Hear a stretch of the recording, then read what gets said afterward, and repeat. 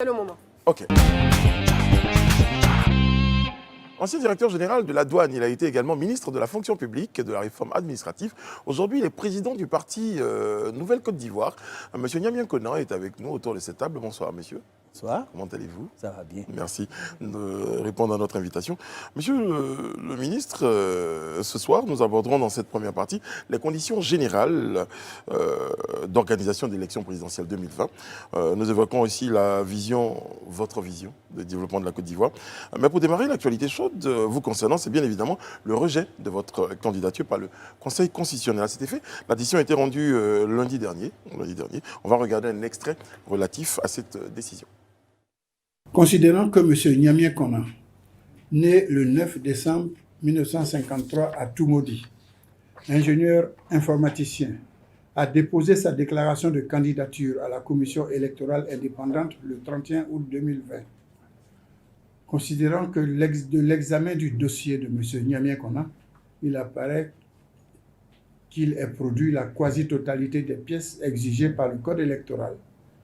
Considérant toutefois qu'à l'issue de la vérification de la liste des parrainages produite par le candidat, il est apparu que plusieurs électeurs figurant sur la dite liste ont également accordé leur parrainage à d'autres candidats dont le dossier de candidature a été déposé avant le sien.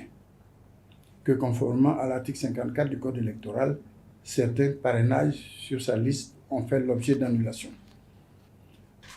Que de ce fait, le pourcentage de 1% de l'électorat local requis par région ou district autonome n'a pas été atteint par le candidat dans au moins 17 régions ou districts autonomes tels qu'exigés par le Code électoral.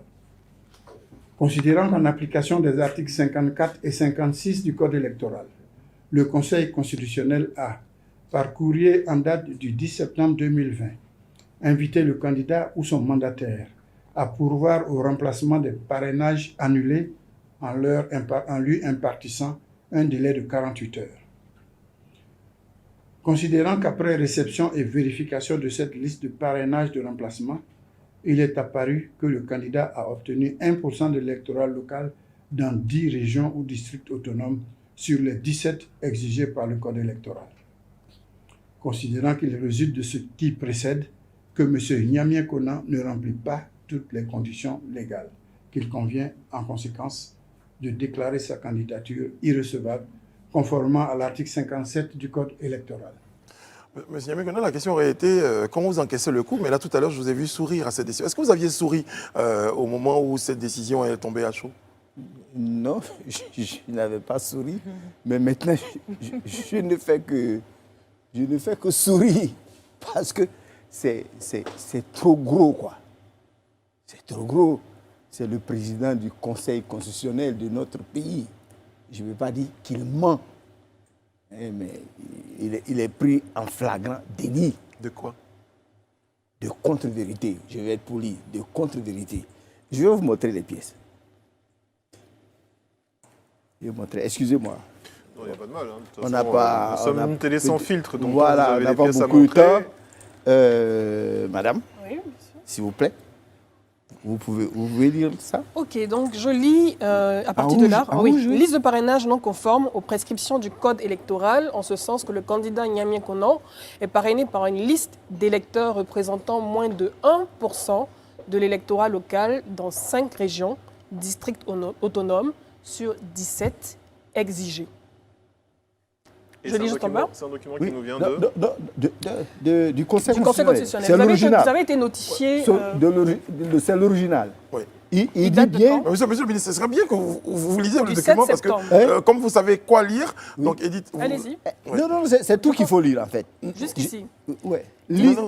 Je vais arrêter. Ok. Oui, c'est mieux. Liste, on va- bon, Allez-y, allez-y, vérifiez monsieur. avec moi. Ok, hein. je Niamien vais. Konan, allez-y. Pour Bien dire sûr. que j'ai lu exactement ce qui est écrit. là. Allez-y, s'il vous plaît. Liste de parrainage non conforme aux prescriptions du Code électoral, en ce sens que le candidat Niamien Konan est parrainé par une liste d'électeurs représentant moins de 1% de l'électorat local dans 5 régions ou districts autonomes sur 17.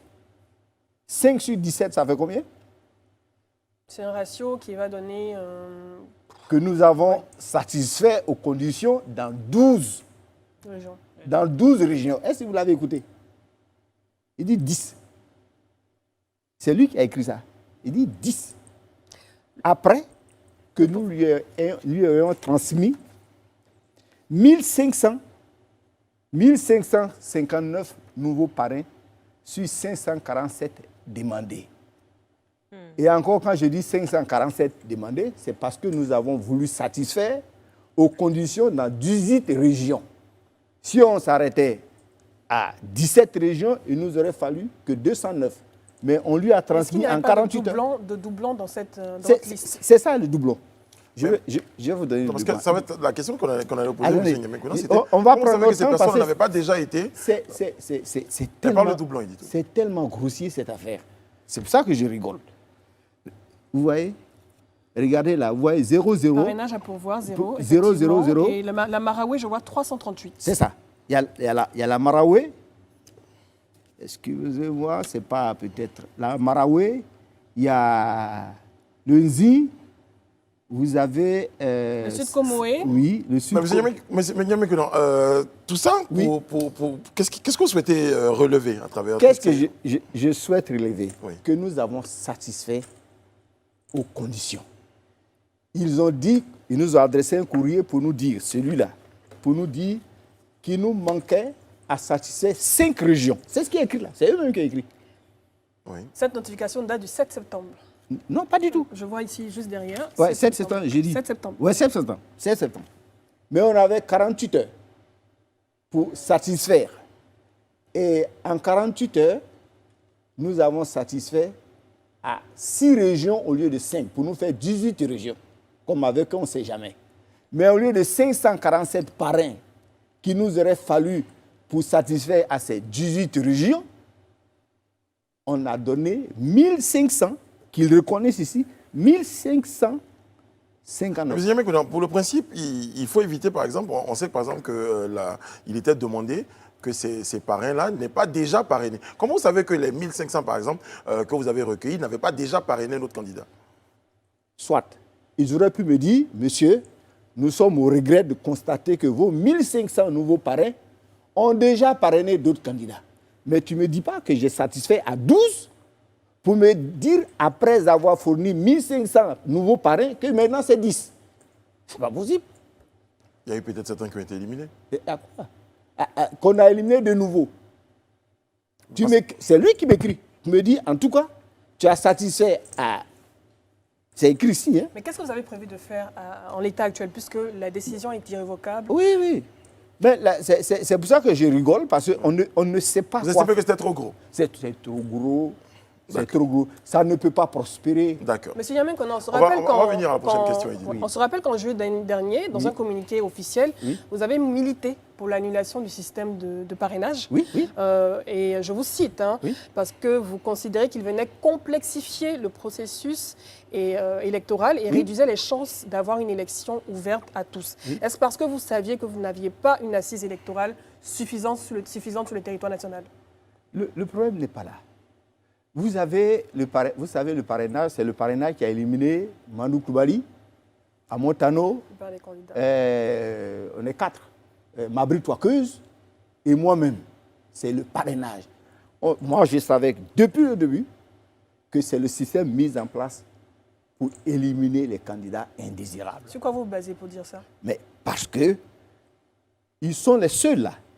Ils sont les seuls à dire, sans nous donner la preuve, oh, vos parrains se trouvent dans les parrains des 12 candidats qui vous précèdent. Vous n'avez pas pu comparer les différentes On ne peut listes pas, avec des on autres peut pas candidats. comparer. C'est le système le plus opaque qui existe.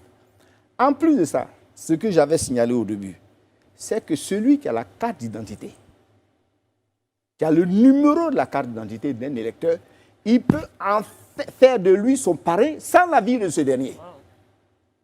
Or, l'État, l'ONESI ou je ne sais pas quoi, je ne sais pas pourquoi ils se sont arrêtés d'ailleurs à 1,5 million de parrains. Ils auraient pu faire 7 millions de parrains sans problème. Parce que dès que tu as la carte d'identité, à l'insu de la personne, tu peux faire d'elle ton parrain.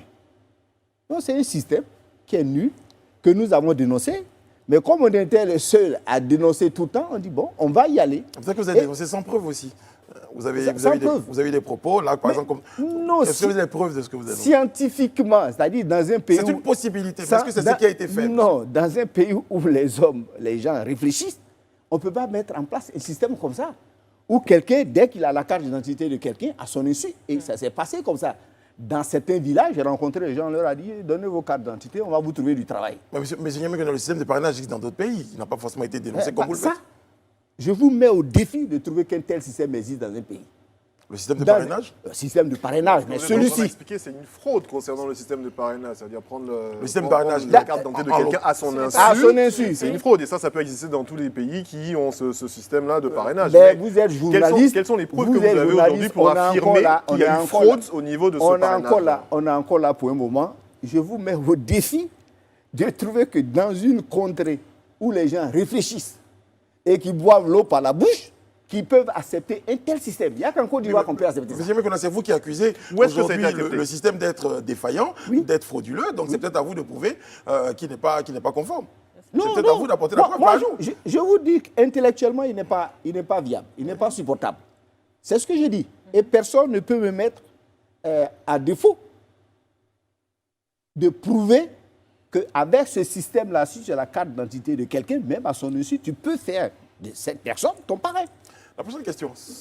Justement, alors, oui. Monsieur le ministre, au vu justement de votre constat, pensez-vous que les conditions sont réunies pour une élection démocratique et transparente? Mais on est tous là, et puis on se dit, c'est pas possible, c'est notre pays, c'est le seul qu'on a, il est si beau. Pourquoi on ne peut pas organiser depuis, je ne sais pas, 20 ans, peut-être davantage, une élection consensuelle? La première caractéristique d'une élection, c'est une compétition qui doit être consensuelle. On doit s'entendre sur un minimum de règles pour y aller, on doit être d'accord. Une seule personne ne peut pas fixer les règles. Surtout que cette personne elle-même, elle est candidate. Ce n'est pas possible. Le chef de l'État prend une ordonnance pour instaurer un code électoral. Il n'a pas le droit. Mais en fait, il n'a pas le droit. Pour revenir au système de parrainage, on est d'accord que ce système-là a été voté par les députés de la nation. Donc, justement, non. Ce code électoral a été institué par ordonnance. Pour le parrainage, la question du parrainage? Le code électoral, y compris qui contient le parrainage, a été instauré par ordonnance. Il n'est pas passé par l'Assemblée nationale? Non. Par ordonnance, je vous dis. Et le président n'a pas eu l'habilitation pour prendre des ordonnances dans le domaine politique. Il a eu seulement l'habilitation, je suis député, il a eu l'habilitation que dans le domaine économique. Monsieur Yamoukona, vous avez retiré... Personne ne peut accepter. Vous aviez retiré votre candidature de l'élection présidentielle. Une question. Oui, justement, j'allais en arriver. Vous étiez au gouvernement, monsieur Gnamien Konan, jusqu'en 2016. Je pense que vous avez quitté le gouvernement le 25 novembre 2016. Oui. Mais la Constitution, pour parler des conditions générales d'organisation de cette élection aujourd'hui, la nouvelle Constitution a été adoptée le 8 novembre 2016. Oui. Coïncidence? Est-ce que vous faisiez partie de ceux qui ont appelé à voter cette Constitution ou pas? Bon, on est nombreux. Cette Constitution a été votée par la majorité des votants. On est tous d'accord, peut-être vous-même, vous avez voté cette Constitution. Mais ce qu'on nous a dit, je ne parle pas du code électoral, parce qu'il y a le code électoral et il y a la Constitution. On parle des conditions générales d'organisation pour en arriver à ces élections. Les conditions générales. Ça a commencé forcément par là, en 2016. Ce qui fait débat aujourd'hui, c'est le troisième mandat. Mais vous étiez à la base ou pas? Vous avez appelé à voter pour cette Constitution? J'ai appelé à voter. Pourquoi? Vous passez rapidement là-dessus. Vous avez appelé à voter. Qu'est-ce qui vous a motivé? Qu'est-ce qui m'a motivé? J'ai appelé à voter parce que le président nous a rassurés sur ce point lui-même. Et je suis sûr que vous le savez. Le président a dit, votez cette Constitution. Je ne ferai jamais un troisième mandat. D'ailleurs, d'où vous vient cette idée de troisième mandat? Je ne suis même pas sûr que je vais terminer mon mandat en cours. C'est pour ça que je vous demande de voter cette Constitution où je vais instaurer une vice-présidence. Son ministre garde des Sceaux l'a dit au Parlement. Est-ce que les juristes disent une loi s'accompagne de débats, de rapports des commissions techniques? On doit prendre tout ça en compte. Et M. Sansan Kamero au Parlement a dit, vous subodorez Il dit non, vous ne pouvez pas s'oublier. Le président de la République ne peut jamais être candidat pour un troisième mandat. Cissé Bakongo a dit la même chose. On nous a rassurés. On nous a trompés. Et maintenant, qu'est-ce qu'on dit? On dit non, non. C'est une nouvelle République. OK. C'est ce que le président du Conseil constitutionnel, c'est la base de son raisonnement. C'est une nouvelle République. Mais cette nouvelle République, elle a commencé quand? J'ai le droit de vous poser au moins une question. Nous ne sommes pas juristes. Oui. Donc nous sommes pas juristes. Non, mais si vous ne pouvez pas répondre, vous dites que vous ne pouvez pas. Elle a Mais commencé non, quand? non, monsieur, Non, non. nous sommes les journalistes et vous êtes notre invité. On est entre nous, Ivoiriens. Oui, mais on est sur un plateau de télé, il y a des journalistes, il y a des invités. Soyez de bonne foi. Mais si, on est de bonne foi. Soyez de bonne foi. Et c'est votre voix que les Ivoiriens ont dites-nous ce que vous voulez. et Dites-nous ce que vos vous voulez passer comme positions message. sur les questions que vous posez. Qu'est-ce que vous voulez souhaiter passer comme message, Elle a monsieur? commencé quand, cette troisième Je République? vous parle Allez-y. en tant qu'Ivoirien. Ce n'est pas, la Côte d'Ivoire, ce n'est pas que l'affaire des politiciens. C'est l'affaire de tous les Ivoiriens. J'ai dit, la nouvelle République, elle a commencé quand? Mais évidemment qu'elle a commencé par la prise en compte, par la promulgation de la nouvelle Constitution, c'est-à-dire en novembre 2016. Et le président du Conseil constitutionnel, qu'est-ce qu'il vous dit? Il vous dit que cette nouvelle Constitution crée une troisième République et qui crée un phénomène de table rase. On remet les compteurs à zéro. Tiens, tiens. Mais pourquoi le président, qui a été élu sur la deuxième République, a continué son mandat? S'il y avait table rase et que les compteurs étaient remis à zéro, on devait procéder automatiquement à une nouvelle élection présidentielle. Est-ce qui avait conduit à votre hésitation avant de vous présenter aux élections? Toutes ces choses-là ont participé à votre hésitation à nous présenter aux élections? Non. On nous a rassurés, je vous dis. Mais quand vous avez été rassuré, oui. Quand vous avez été rassuré... Alors, moi, j'ai dit, de toute façon, vous me voyez souriant, mais j'ai dit que moi, de toute façon, je n'étais pas prêt à aller à une élection où un candidat serait retenu au mépris de la Constitution. Certaines personnes qu'on a reçues ici même disaient que oui, peut-être qu'il est candidat, ils ont peut-être dénoncé la trahison morale comme ils ont présenté. Donc la loi disait peut-être qu'il pouvait être candidat, M. Niamey Konan. La loi disait quoi? Qu'il pouvait être candidat. Quelle loi? Mais celle dont vous parlez tout à l'heure. La Constitution, là? La Constitution dit qu'il ne peut pas être candidat. C'est votre interprétation. Ce n'est pas une interprétation, c'est du bon sens. S'il y avait une nouvelle République au lendemain de la mise en place de la nouvelle Constitution, s'il y avait une nouvelle République, on devait procéder à l'élection d'un nouveau président de la République. S'il a continué, c'est que la nouvelle Constitution lui permettait de continuer et a pris en compte... Terminez. Mais j'ai une question quand vous allez terminer. Vas-y, allez-y. Monsieur Niamey Konan, je suis tout à fait d'accord. En conclusion de ma question... Oui, votre question. En conclusion de ma question, vous avez été trompé. À cette époque-là, quand vous avez appelé à voter la Constitution, vous avez on a été trompé. Tout le monde a été trompé. Et ça a bien été compris, mais la suite, c'était... Est-ce que vous avez dénoncé cette tromperie-là à l'époque? Est-ce que vous avez dénoncé cela? Mais la tromperie, c'est maintenant. C'est maintenant l'arnaque. C'est maintenant. On a même failli croire qu'il n'aurait jamais trompé quand il a dit non, je transmets le pouvoir à une nouvelle génération. Mais si vous considérez justement que vous avez été trompé, pourquoi être allé jusqu'à vous inscrire sur la liste électorale pour être, et même en tant que candidat? Non, parce que le fait de faire acte de candidature ne fait pas de vous un candidat. Tout le monde peut faire acte de candidature. Il y a eu 44 poilus qui sont allés déposer le truc sans caution, rien, ils sont allés pour passer à la télé. Ça, ce n'est pas un problème. C'est quand le Conseil constitutionnel valide maintenant sa candidature qu'il y a problème. Mais si votre candidature avait été validée, par exemple, et que vous étiez retrouvé dans l'arène, justement, ou dans la cour... Dans l'arène, en face de lui. Oui, mais qu'est-ce que vous allez faire à ce moment-là? Je l'ai écrit. Je dis, je ne suis pas prêt à aller aux élections avec une candidature qui viole la Constitution. Et c'est le cas, je ne serais pas allé. Et c'est ce que je souhaite, c'est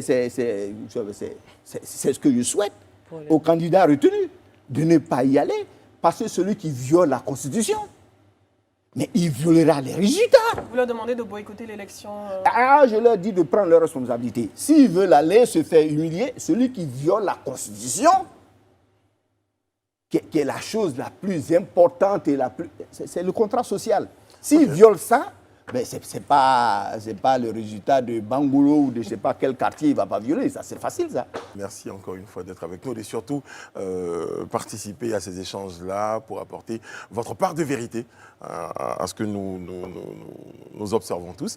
Et on va aborder la question de votre vision, M. Niamey Kona. En juin 2017, vous avez quitté le parti que vous avez créé, c'était l'UPCI, à l'issue d'une dissidence en son sein. Vous créez ensuite un autre mouvement politique, la Nouvelle Côte d'Ivoire. La question c'est, que pèse aujourd'hui Niamey Kona sur l'échiquier en termes d'adhérents ou de militants? Bon, alors, je pense que le seul moment pour mesurer le poids d'un parti politique, ce sont les élections. En dehors des élections, il faut être sérieux. Tu ne peux pas dire j'ai 1 million d'adhérents, j'ai 2 millions d'adhérents. Ce sont les élections. Il y a d'autres types d'élections, les élections législatives, municipales. Malheureusement, depuis que nous avons créé la Nouvelle Côte d'Ivoire, c'est assez récent. C'est la première élection, l'élection présidentielle, qui devait venir pour mesurer notre poids. Mais en 2010, M. Niamey Kona, vous avez obtenu 0,37% des voix. Vous me parlez de l'UPCI ou me parlez de la Nouvelle Côte d'Ivoire? De vous en tant que dirigeant politique. Vous êtes parti, vous en avez en plus perdu, éventuellement. Ah, j'ai perdu. Non, vous êtes peut-être parti sans des militants. Parce que je suppose que l'UPCI, sinon vous auriez fait un UPCI bis. Je suis parti sans les militants qui étaient rentrés en dissidence parce qu'on n'avait plus la même vision. Donc voilà, c'est comme un serpent qui renouvelle, qui change de peau. Est-ce que si vous lancez un mot d'ordre aujourd'hui, vous pensez que vous serez écouté, sachant que ce poids dont on parle n'est pas très représentatif? Est-ce que vous serez écouté? Est-ce que vous avez suffisamment de poids sur l'échiquier national pour pouvoir avoir une incidence sur l'élection présidentielle? Je ne sais pas. C'est la vérité qui a un poids. Ce n'est pas... Vous avez laissé les militants ou ils ont refusé de vous suivre? Il y a des militants qui m'ont suivi. Je pense que la majorité m'a suivi. Est-ce que vous savez le nombre de vos militants à l'heure actuelle? Oui, je peux vous dire. Allez-y. On a des militants. On a, la preuve, on a 20 régions où on a recueilli des parrains. Mais les parrains ne sont pas des militants. Les parrains ne sont pas des militants. Mais si on a recueilli ces parrains, c'est grâce à nos militants qui sont sur le terrain. C'est vous qui le dites? Ah, c'est moi qui le dis. C'est vous qui me posez la question. Je ne sais pas si vous voulez répondre à ma place. Sinon, c'est moi qui suis obligé de répondre. Serge, une question. Toujours concernant la vision de notre très cher M. Niamey Kona, j'ai juste envie de vous replonger dans vos années de ministre au niveau de l'éducation. Dans votre programme de gouvernement de 2010, vous aviez avancé que sans un système éducatif performant, en adéquation avec nos besoins, il est impossible de gagner la bataille du développement. Donc, quelles sont vos solutions pour atteindre ce but? Je veux vraiment me plonger dans la vision que vous aviez pour le peuple ivoirien en tant que président, que vous avez encore, heureusement. Je vous rappelle que mon programme 2020 pour l'élection présidentielle 2020, c'est un Ivoirien, une formation de qualité et un emploi bien rémunéré. Je dirais bien payé pour me faire bien comprendre. C'est ça. Donc ça, c'est toujours d'actualité. Il faut changer complètement l'école ivoirienne. À mon avis, celle qui est là, on peut la passer en perte et profit. On peut la jeter dans la lagune ébriée. Elle ne sert à rien. La preuve, quand le président actuel est arrivé au pouvoir, on a fermé l'université Félix Houphouët-Boigny, l'enseignement supérieur d'ailleurs, toutes les universités. On les a fermées pendant 2 ans.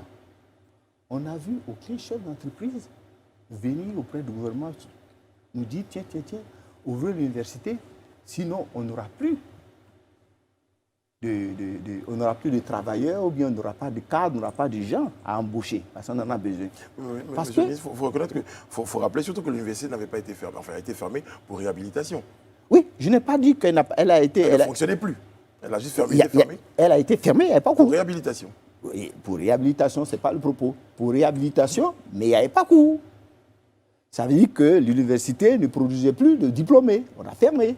Il n'y avait plus de Master 2. D'autres universités ont été construites. Il y a eu des investissements qui ont été faits dans l'éducation. Je crois qu'on en parlait hier. Oui. 5% du PIB est alloué au budget de l'éducation nationale. Oui. Et de l'enseignement supérieur. L'enseignement supérieur en Côte d'Ivoire, pour parler de l'enseignement supérieur, l'école en général a un problème de financement. Le financement n'est pas suffisant. Mais ce n'est pas ça le problème. C'est un problème de vision, d'orientation. On produit des diplômés qui ne trouvent pas du travail. Ce n'est même pas moi qui le dis. Qui ne trouvent pas du travail. Moi, je connais plein de jeunes. Master 2 de... Bon, on va m'accuser encore, on va dire n'aime pas les littéraires. Master 2 d'espagnol. Il a trouvé un travail dans un établissement, un collège privé. Combien il avait? 1500 francs l'heure, 8 heures de cours par semaine. Quand vous calculez au mois, ça lui fait 48 000 ou 42 000 francs par mois. Ce que tout le monde donne aujourd'hui, ceux qui sont honnêtes donnent à leurs servants. Il a fait Master 2 pour ça. Et il y en a plein. Il gère les cabines cellulaires. Ça ne sert à rien. Monsieur Niamé Kona, vous avez dit dans votre vision, un Ivoirien, une formation de qualité, oui. Pour des revenus suffisants. Oui, un travail bien rémunéré. Bien rémunéré. Est-ce que vous comptez augmenter, faire évoluer le SMIC, qui est de 60 000 francs aujourd'hui, à un niveau supérieur? Moi, je ne parle pas de SMIC. Oui. Je ne suis pas aussi pessimiste pour proposer une augmentation du SMIC. Je veux donner un savoir-faire à tous les jeunes Ivoiriens. De telle sorte qu'il ait le choix entre un travail salarié ou travailler à son propre compte, ou d'ailleurs travailler à l'étranger. Parce qu'on a l'impression que le travail, c'est seulement en Côte d'Ivoire. Il y a plein de jeunes Ivoiriens, quand ils ont été bien formés, qui travaillent même en Europe. Donc le problème, c'est la formation. Et je voudrais vous dire qu'un jeune Ivoirien bien formé ne chôme jamais. S'il chôme, c'est qu'il n'est pas bien formé, ou il est formé dans quelque chose qui n'est pas bon. Monsieur Konan, quel bilan faites-vous donc de votre passage à la tête du ministère de l'Enseignement supérieur en 2014 ? Alors, quel bilan? Rapidement, hein, j'ai fait 10 mois. Hein, c'est 10 mois, 1 an et demi. Je suis arrivé en mai, juin 2014. Je suis parti à fin 2015. Et 10 mois. Bon, qu'est-ce que j'ai fait? J'ai présenté un projet au chef de l'État. Et à son père, à son âme, à son secrétaire général de l'époque. Ils m'ont dit, vous attendez après les élections. Vous savez, quand je suis arrivé en pleine crise. On venait de réhabiliter l'université. Les laboratoires étaient dégarnis. Ils avaient emporté, les gens avaient pillé tout ce qu'il y avait. C'est là que les étudiants parlaient, faisaient des grèves pour ce qu'ils appellent TP théorique. Okay? J'ai géré cette crise. Mais j'ai eu le temps de faire quoi? C'est moi qui ai créé l'université virtuelle de Côte d'Ivoire. Mais pas dans la forme actuelle. Parce que si on avait suivi ma vision, aujourd'hui, la crise sanitaire n'allait même pas avoir d'effet sur l'université. Ah oui. Ouais. Créer l'université virtuelle. J'étais presque sur le point de signer avec les présidents de l'université un contrat de performance. Il y avait quoi dans le contrat de performance? Ils s'engageaient à l'insertion professionnelle de 75% de leurs diplômés. Ce qui allait les obliger à réformer les curricula. C'est-à-dire pas enseigner n'importe quoi, mais enseigner des choses dont les entreprises ont besoin. Malheureusement, je n'ai pas eu le temps de faire ça en 18 mois. Je n'ai pas pu faire grand-chose. Hein. Et donc, depuis que vous êtes parti, vous avez l'impression que votre œuvre a été, dans le cadre de l'université virtuelle, a été dégradée, a été travestie? Un peu, un travesti. Ouais. D'accord. Monsieur Niamé Kona, on va terminer cette deuxième partie avec cette question-là. Oui, pour revenir dans l'actualité, on va dire, que pensez-vous de l'arrêt de la Cour africaine des droits de l'homme et des peuples qui invitent notamment le gouvernement ivoirien à lever tous les obstacles empêchant Guillaume Soro de son droit d'élire et d'être élu à la présidentielle 2020? Bon, toutes ces interventions extérieures dont on est informé ou pas tendent à inviter les Ivoiriens, notamment le régime au pouvoir, à la discussion afin d'aboutir à un consensus pour aller aux élections. Les élections, là, ce n'est pas Pierre contre Paul. Ce n'est pas la jungle, ce n'est pas la raison du plus fort. Les élections, c'est une affaire de projet contre projet. Moi, je suis dessus quand on dit que Niamey Kona a été éliminé. Non, c'est le projet de Niamey Kona qu'on a mis de côté. Ça devrait être projet contre projet. Donc, ce que l'extérieur veut nous dire, ce n'est pas tellement que rendre des décisions de justice. On est assez grand quand même. Après 60 ans d'indépendance, on doit être capable, comme le Ghana. Tenez, ils sont 30 millions au Ghana. On va terminer là-dessus, M. Niamien Kona. Finissez votre illustration. Ils sont 30 millions au Ghana. Vous savez combien d'électeurs il y a combien de personnes il y a dans le fichier électoral du Ghana? 16 millions. C'est-à-dire, sur 100, dans la population, sur 100 personnes, il y a 56 qui sont électeurs. En Côte d'Ivoire, il y a combien? Sur près de 27 millions d'habitants, 26 millions 900, 27 millions estimés, il y a 7 millions et demi. Conclusion. Conclusion, on est complètement à côté de la plaque. Merci, M. Niamien Kona.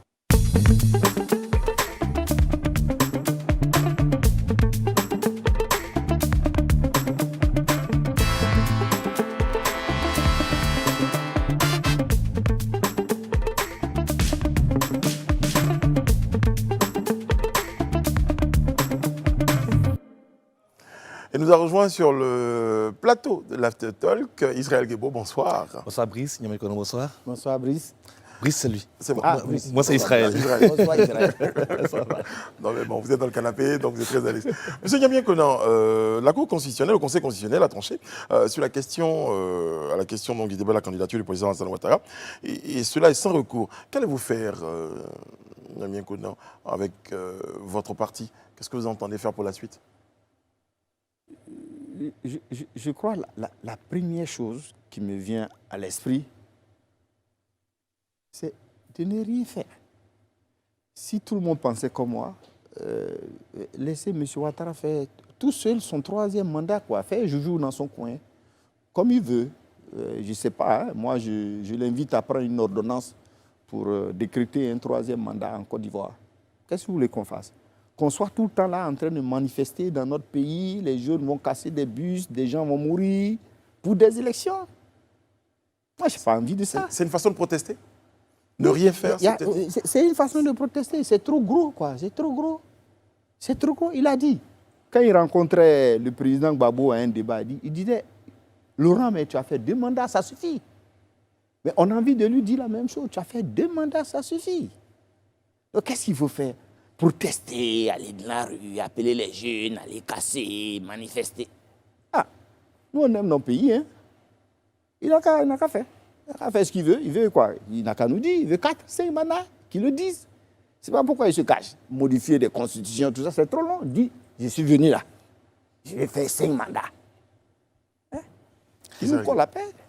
Adama Bictogo, directeur exécutif du RHDP, appelle les candidats recalés à rejoindre le RHDP. Que répondez-vous? Bon, rejoindre le RHDP, quoi? Pour aller occuper un tabouret? Moi, j'ai été 7 ans directeur général des douanes, 5 ans ministre. Bon, il ne s'adresse pas à moi. Rejoindre le RHDP, quoi? J'ai un programme. Dans mon programme, le premier pilier, c'est la lutte contre la corruption. Moi, je ne peux même pas me mettre avec des gens aujourd'hui faire la politique s'ils ne jurent pas sur la Bible, sur l'honneur, qui vont éradiquer la corruption. Donc, il m'appelle là. C'est un appel qui ne me concerne pas. Ça concerne ceux qui veulent être ministres ou veulent être DG. J'ai déjà été tout ça. Le 17 août, vous lancez un appel pour recruter des parrains. Le 25, vous dites, bon, j'y vais plus parce que je n'ai pas envie d'être complice d'un viol constitutionnel. Le 31 août, vous déposez quand même votre candidature. À quoi répond cette gymnastique? Ce n'est pas une gymnastique, c'est une mauvaise lecture de ce que j'ai dit. J'ai dit que moi, je ne vais pas aller aux élections avec quelqu'un, avec une candidature qui viole la Constitution. Mais elle n'avait pas violé la Constitution tant que la Cour, le Conseil constitutionnel ne s'était pas prononcé. Il est candidat, il y a eu 44 candidats. On en a éliminé 40, je ne sais pas. Donc, tant que cette candidature n'est pas officialisée, actée, légalisée, c'est une candidature, il était candidat à la candidature, si vous voulez. Mais dès lors que le Conseil constitutionnel dit, celui-là, qui a déjà fait 2 mandats, le maximum prévu par la Constitution, il est encore éligible. parce qu'il y a une constitution qui est venue effacer. Mais si la constitution de novembre 2016 avait effacé, c'est ce que je disais tout à l'heure, on aurait procédé à une nouvelle élection présidentielle. Donc moi, je ne m'amuse pas avec ça. Je ne serais pas allé. Et je l'ai dit avant. Je ne l'ai pas dit après, je l'ai dit avant. Votre candidature a été rejetée, vous n'avez pas pu franchir donc, le palier de candidature. Est-ce que vous allez poursuivre, continuer à faire la politique? Pourquoi je le dis?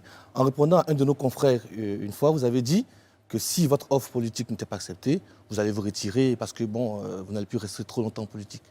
Oui, je n'ai pas l'intention de passer toute ma vie à raconter les mêmes histoires aux Ivoiriens. Et donc maintenant, qu'est-ce que vous allez faire? Vous allez vous retirer? Bon, c'est une décision qui ne m'appartient pas seule. On peut imaginer, M. Niamey Konan, à ce niveau-là, que vous pouvez même être appelé à rejoindre une forme d'alliance avec d'autres partis politiques. C'est envisageable? Bon, je vous disais tout à l'heure ce que je pense. J'ai déjà eu une alliance avec le RHDP en 2010. À la suite, c'était une vraie alliance. Nous avons écrit aux deux partis restés en lice pour le deuxième tour. Voilà nos projets. Est-ce que vous êtes prêts à prendre en compte tout partie de ce projet, éventuellement à nous associer à sa mise en œuvre? C'est sur cette base que nous avons rejoint le RHDP parce que la LMP, vous voyez, c'est ça, LMP, ne nous avait pas répondu. C'est pour ça que nous sommes partis. Nous, on ne fait pas des alliances pour faire des alliances. On ne fait pas des alliances pour avoir un poste de ministre. On fait des alliances avec des gens qui ont la même vision que nous de la Côte d'Ivoire, qui ont les mêmes ambitions de la Côte d'Ivoire que nous. Donc, on n'est pas pressé de faire des alliances. Sur la question des alliances, je réponds à un de vos propos. Hein. Vous disiez que, parlant de la nouvelle Côte d'Ivoire, vous ne vous voyez pas en alliance avec l'opposition ivoirienne, ce que vous appelez l'ancienne Côte d'Ivoire. Est-ce que votre point de vue a changé aujourd'hui? Bon, je ne me vois pas en alliance avec l'ancienne Côte d'Ivoire. C'est exactement ce que je viens de dire. L'ancienne vision qui considère la Côte d'Ivoire comme un gâteau, où on arrive au pouvoir et puis on se partage la Côte d'Ivoire pendant 5 ans et puis on en donne à quelques-uns pour répéter ça à 5 ans de plus. Je ne fais pas d'alliance comme ça. Et puis là, maintenant, j'ai pris de l'âge. Si je fais la politique, c'est que la politique a pour moi un sens. Voilà, ce n'est pas pour moi que je le fais. Vous étiez à une époque allié à Alassane Ouattara, précisément en 2010 et 2017. Qu'est-ce qui vous avait attiré à l'époque et qu'est-ce qu'aujourd'hui vous éloigne de lui? Qu'est-ce que vous lui reprochez, à part le troisième mandat? Mais bon, en vérité, ce qui nous sépare, c'est cet accord qu'on a eu. Je savais que cette question allait m'être posée, que je serais venu avec le courrier. On lui a dit, voilà ce que la lutte contre la corruption va rapporter au budget de la Côte d'Ivoire. Voilà comment nous voulons que ce gain supplémentaire de ressources, voilà comment nous voulons que ce soit utilisé. Est-ce que vous êtes d'accord avec ça? Il a dit oui. Donc, au fil du temps, je me suis rendu compte que la lutte contre la corruption, c'était le dernier de ces soucis. Vous voyez, dans les conditions d'éligibilité, là, mais bon, le candidat doit avoir 50 millions, doit avoir des parrains.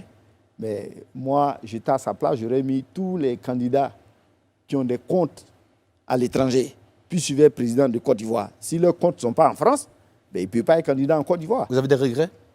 Des regrets? Un peu, oui.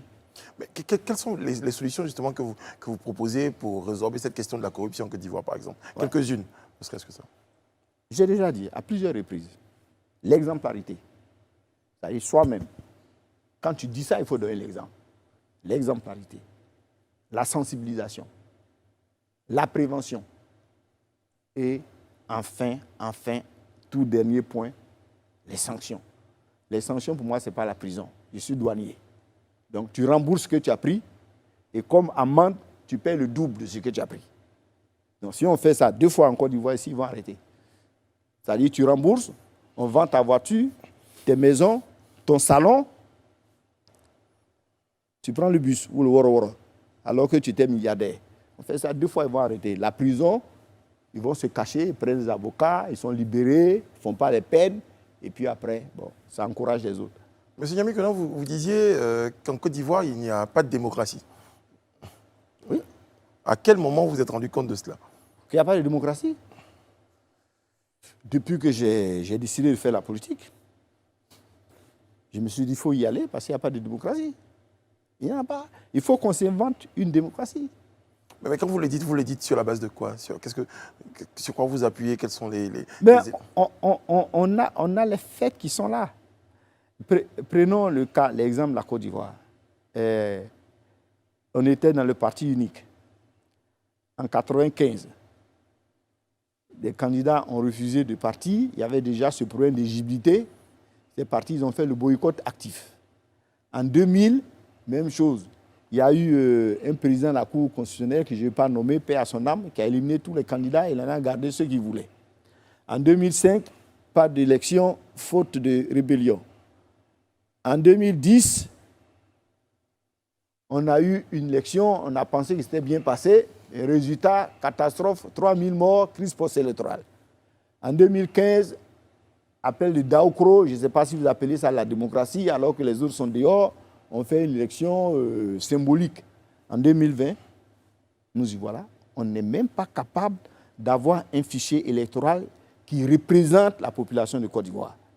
Parce que les politiciens se sont décrédibilisés, parce qu'il n'y a pas de démocratie. Qu'est-ce qu'ils nous disent les Ivoiriens? Oh, on ne va pas aller voter parce que de toute façon, ce n'est pas le résultat des urnes qui va compter. On va aller voter pour rien. Ce n'est pas la peine de gaspiller notre temps. C'est ce qu'ils disent. Ce n'est pas moi qui dis. Mais quand vous êtes député, vous avez été ministre, vous rencontrez la classe politique à de nombreuses occasions. Quel type d'échange vous avez justement pour ramener la Côte d'Ivoire à ce que vous recherchez comme une Côte d'Ivoire démocratique? Qu'est-ce que vous vous dites entre vous? Parce que les populations disent aujourd'hui que les hommes politiques sont un peu à la base de tout ce qu'on connaît. Et quand ces hommes politiques-là dont vous faites partie, quand vous vous rencontrez, et surtout vous qui estimez qu'il n'y a pas de démocratie en Côte d'Ivoire, qu'est-ce que vous vous dites?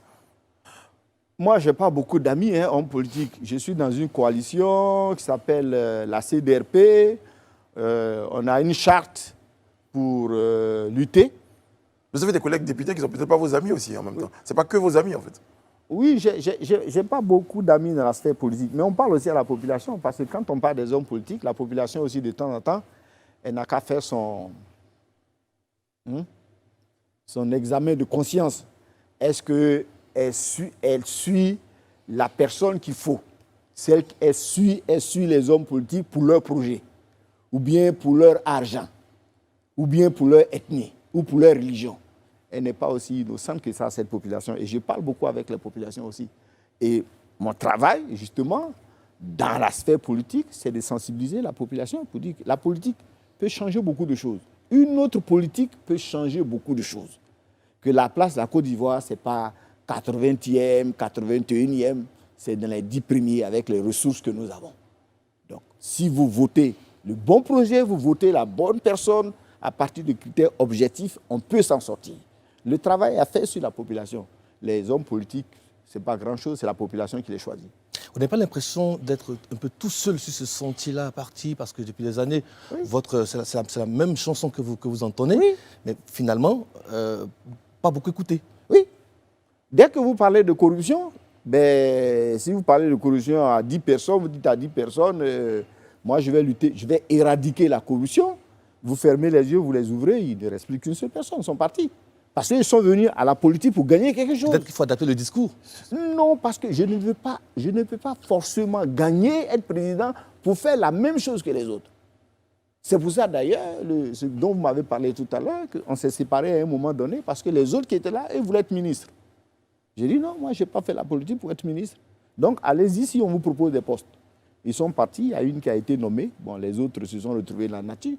Moi je ne fais pas la politique pour ça. Donc ça ne m'ennuie pas d'être seul à la fin. L'essentiel c'est que je sais que ce que je dis est vrai. Donc ça ne vous ennuie pas d'être seul à la fin, ça ne vous ennuie pas d'être peut-être le seul honnête, selon vous à la fin? Je ne suis pas le seul honnête. Parce qu'on ferme les yeux quand vous ouvrez, tous ceux à qui vous avez parlé de corruption, ils sont partis. J'encourage, c'est une image, j'encourage tous ceux qui sont honnêtes à venir me rejoindre. Tous ceux qui pensent que les ressources de la Côte d'Ivoire, si elles sont bien gérées, s'il n'y a pas de dispersion dans la poche des corrompus, des fraudeurs, etc., je prends les chiffres actuels, pour moi, ça fait au moins 3 000 milliards en plus. Et on peut refaire l'école ivoirienne avec 3 000 milliards chaque année. On peut construire des établissements d'enseignement technique et professionnel, au moins 1 ou 2 par département. Et ça change la donne. Merci, Brice. Alors, une question, et je vais revenir un peu là-dessus. Vous avez des idées oui. que vous envoyez depuis quelques années. Est-ce que vous avez l'impression que ça a un réel impact dans le pays? Les idées, on a surtout la vérité, ça met du temps. Et vos actions? Comment? Vos idées, vos actions. Est-ce oui. que vous avez l'impression qu'il y a vraiment un impact? Ça met du temps. Ça met du temps. Moi, je suis heureux, on ne m'a pas encore crucifié. Il y a des gens qu'on a crucifiés parce qu'ils disaient la vérité. Il y en a qui se sont fait tuer. Aujourd'hui, Sankara, c'est un héros, il est considéré comme un héros en Afrique. Vous allez sur YouTube, vous voyez les discours de Sankara, ça inspire les générations d'aujourd'hui. Quand on est porteur de la vérité, il ne faut pas désespérer. Si ce n'est pas aujourd'hui, ça sera demain. Il n'y a pas d'autre voie que d'éradiquer la corruption, d'investir massivement dans l'éducation, de transformer ici sur place nos produits par nous-mêmes, les investisseurs. Donc, qu'est-ce que les investisseurs font? Ça va acheter des usines en Chine. Nous, on ne peut pas l'acheter des usines en Chine pour faire du chocolat.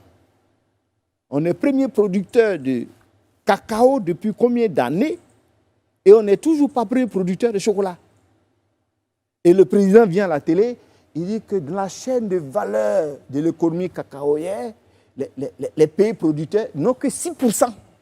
Et puis il est content, il dit ça tranquillement et puis il rentre chez lui. Mais peut-on continuer à bâtir le succès de ce pays sur le cacao? Je n'ai jamais dit ça. Je n'ai jamais dit ça. Il y a tellement de choses. On importe 500 milliards de riz par an. Allez-y entre Gagnoua et Soubré, vous allez voir les kilomètres carrés de bas-fonds qu'il y a. Vous allez voir.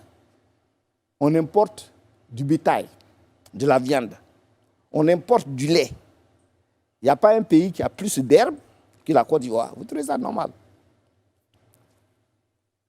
Monsieur Yamien Konan, je réfléchissais tout à l'heure lorsque vous disiez le président il vient, il dit quelque chose et il est content. Mais j'ai envie de dire, on vous entend beaucoup plus peut-être que lorsque vous êtes sorti du gouvernement. Quand il disait ça, si vous étiez au gouvernement qu'il disait ça, qu'il était content, vous le rencontrez pour lui dire, vous dites ça vous... Oui, parce que après, qu'est-ce que j'ai... Oui, j'étais au gouvernement, je n'étais pas d'accord, j'ai dit ça. C'est fini. Qui était là-bas? Qui était là-bas? Est-ce que vous avez dit quand vous étiez là-bas? Qui était là-bas? Donc vous avez peut-être dit... Mais dans un gouvernement, en conseil de gouvernement, il y a des débats. Ce n'est jamais rapporté. Moi, je peux vous donner un exemple. L'interdiction d'importation des véhicules de plus de 5 ans. J'ai dit non. J'ai pensé que c'était acquis. Je suis parti du gouvernement, je ne dis pas que c'est pour cela. On a instauré ça. Mais dans 2 ans, si ce décret ou cette disposition reste en place, dans 2 ans, la ville d'Abidjan sera remplie de motos. Donc, on discute. Mais je ne peux pas venir dire là que quand j'étais au gouvernement, j'ai dit ça, ce n'est pas sain. Ce n'est pas sain. Quand on est au gouvernement, on a un département. On a la charge d'un département, on fait tout pour réformer ce département, pour améliorer les choses dans ce département. On n'est pas là pour parler quand on est au département. Sinon, on sort et puis on est dans l'opposition.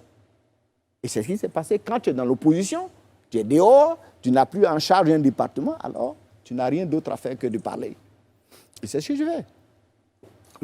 Le gouvernement ivoirien défend 2% de chômage en prenant en compte les emplois informels, parfois précaires. Ce calcul vous paraît-il juste dans une démarche de déploiement d'une politique pour contrer le chômage, surtout le chômage des jeunes? Ce calcul? Oui, puisque 2%... Mais ces 2% sont contredits par d'autres institutions comme la BAD, je parle, la Banque mondiale. Hier, nous avions le ministre de la Jeunesse, il disait pas forcément contredit, parce qu'après... il ne dit pas forcément contredit, mais c'est contredit par la réalité. Vous allez-y, vous sortez de la rue, allez-y vers Yopougon, vous allez voir des gens qui ont Master 2, qui sont autour d'une table. Lundi, ils sont en train de boire. Vous avez des gérants de cabines cellulaires, et il y en a plein qui sont retournés au village. Chez les parents, on les rencontre tous les jours. Hein, c'est pas... voilà. Le chômage des diplômés de l'enseignement supérieur, ben, écoutez, ça, on voit ça.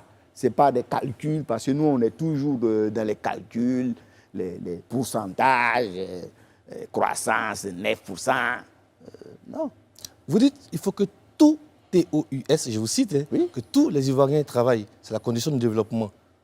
Dans les pays développés, ce n'est pas tout TOUS, les habitants qui travaillent. Est-ce que ce n'est pas un peu utopiste de le dire? Parce qu'on nous a formés comme ça. Ça dit que la vérité devient utopique. Vous-même, vous dites, dans les pays développés, il y a des chômeurs, c'est ce que vous dites. Est-ce que ce n'est pas utopie de dire c'est parce qu'ils sont développés qu'il n'y a rien à faire, qu'il y a des chômeurs. Tu as tout à faire. Tu importes même 500 milliards de riz. Et puis tu as des gens qui... Attends, tu as tout à faire. Où tu trouves là? Tu as habillé là. Ça là, ce n'est pas fait ici. Le tissu n'est pas fait ici. Avec un peu de chance, ce n'est pas ici on coupe. Ça habille quand même. Cravache de porc, ce n'est pas fait ici. Il y a tellement de choses à faire. On est sous-développé et on dit tout le monde va travailler. On dit c'est utopiste. Ce n'est pas utopiste. Si on veut se développer, il ne doit pas avoir de bras libres. Tous les bras doivent être utilisés. C'est ma philosophie. Je vous emboîte le pas, monsieur. Plus on est nombreux à travailler, plus on est riche. Les gens pensent que moins on est nombreux à travailler, plus on est riche. Moi, je pense le contraire. Pour être riche, pour être prospère, pour rattraper la Corée, pour dépasser la Corée, il faut que tous les Ivoiriens travaillent. Ou bien ça, c'est utopiste. Justement, je vais vous prendre le mot et vous demander de quelle Côte d'Ivoire vous rêvez, M. Nyamiengo. M. Nyamien-Konan. La Côte d'Ivoire, je n'ai même pas besoin de la rêver. Le pays que Dieu, je suis croyant, je ne croyais pas dire la nature, il est unique. On a 32,2 millions de kilomètres carrés de terre fertile. Vous savez combien il y a la Corée? À peine 20 000. Ils sont la 10e, 12e puissance économique du monde. Vous prenez le Japon, 375 000 km², 3 quarts de cailloux de montagne, tremblement de terre, tsunami, le mot est japonais. Ils vivent avec ça. Ils sont 3e puissance économique du monde. Pas de ressources naturelles. Et qui a dit que les Africains ne pouvaient pas eux aussi fabriquer des choses? Qui a dit que si en Côte d'Ivoire on crée une école, on dit cette école-là, c'est pour apprendre à nos enfants à fabriquer des téléphones portables, on n'y arrivera pas au bout de 5 ans. C'est pour apprendre à fabriquer des moteurs, même électriques. Qui a dit qu'on n'y arrivera pas? C'est utopiste. L'Africain pense que c'est utopiste de voir un Africain fabriquer des choses. Mais cultivez-vous, vous allez voir qu'il y a de très grands mathématiciens, de très grands astronautes qui sont de la race noire. On ne les a pas peints.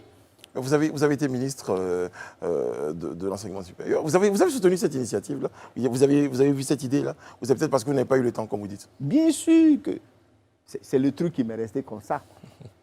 Parce que le jour où le président m'a appelé, matin, dans mon lit, il m'a dit, monsieur le ministre, exactement, je reprends ces mots, je veux un intellectuel. Je ne sais pas qui lui a dit que j'étais un intellectuel, je ne suis pas un intellectuel.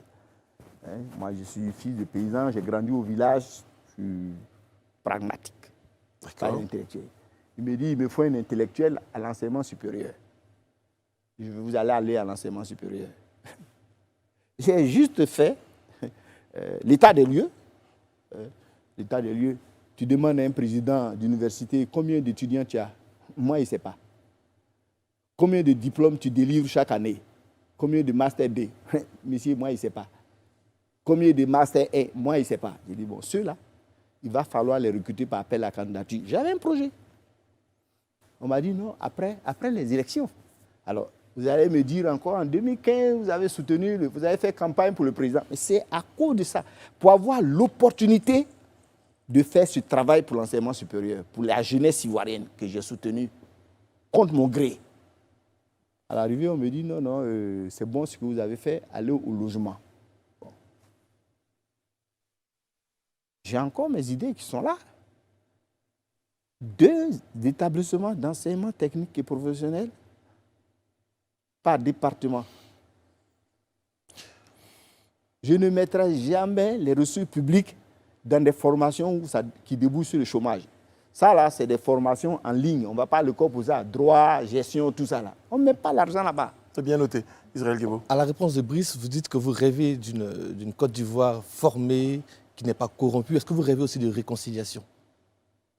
Moi, je pense que le jour où on sera à 0, quelque chose de taux de chômage, les Ivoiriens vont se réconcilier. Les Ivoiriens sont déjà réconciliés.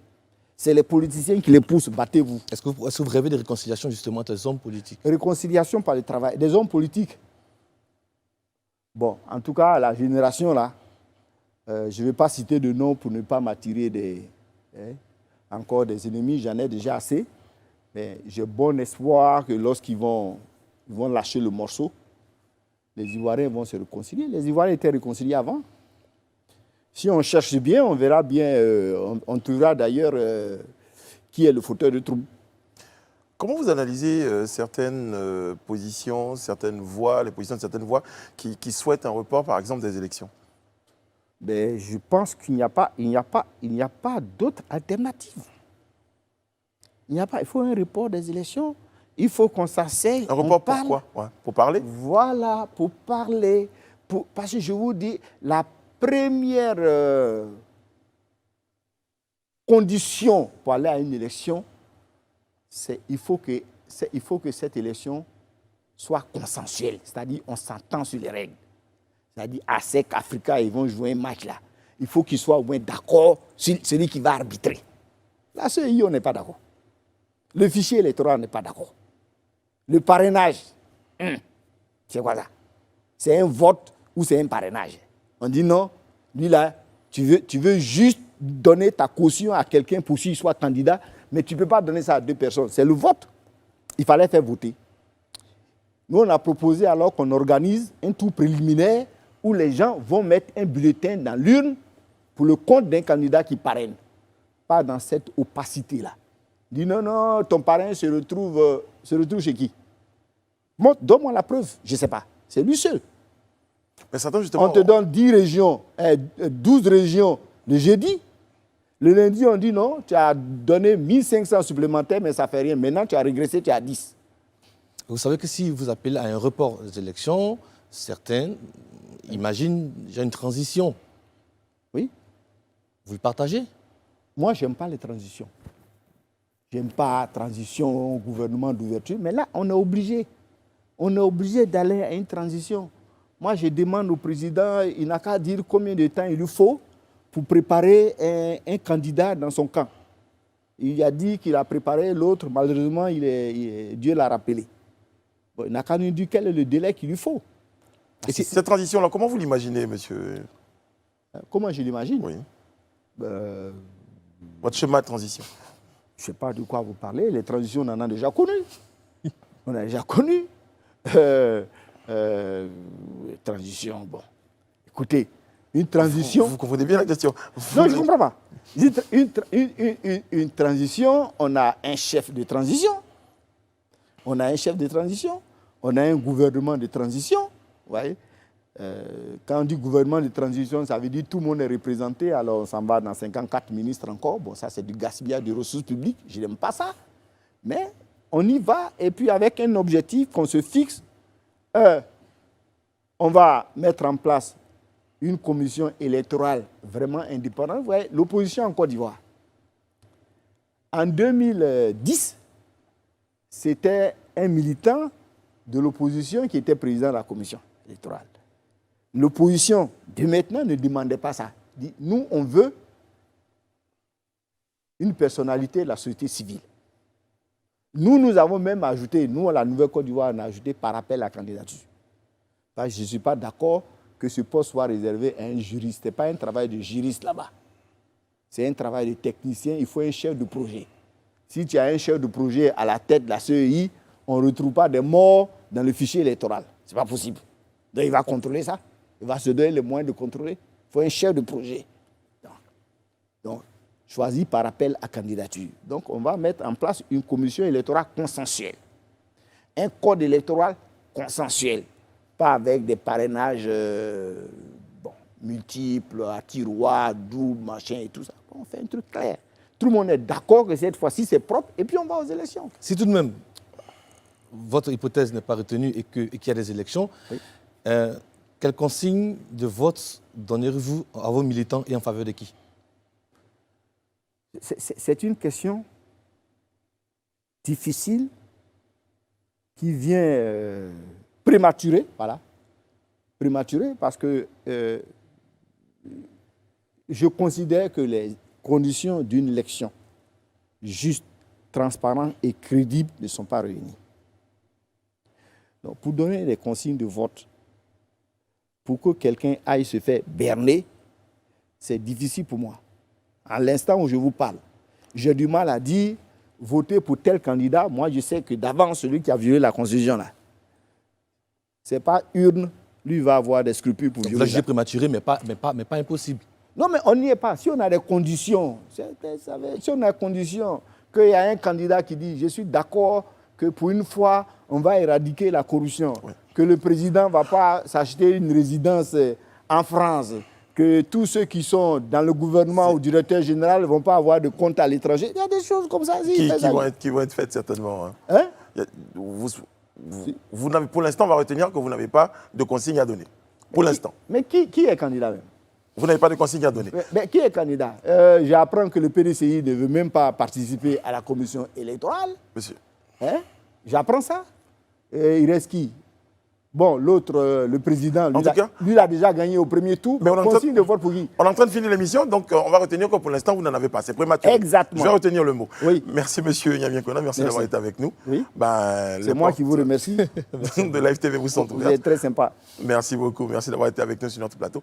Merci à vous, téléspectateurs, de nous avoir suivis. Prochain rendez-vous pour un autre After Talk en compagnie d'Israël Guébo, mercredi prochain. Et demain, sur le plateau, avec toujours nos chroniqueurs, on sera très heureux de vous accueillir. Que Dieu vous garde.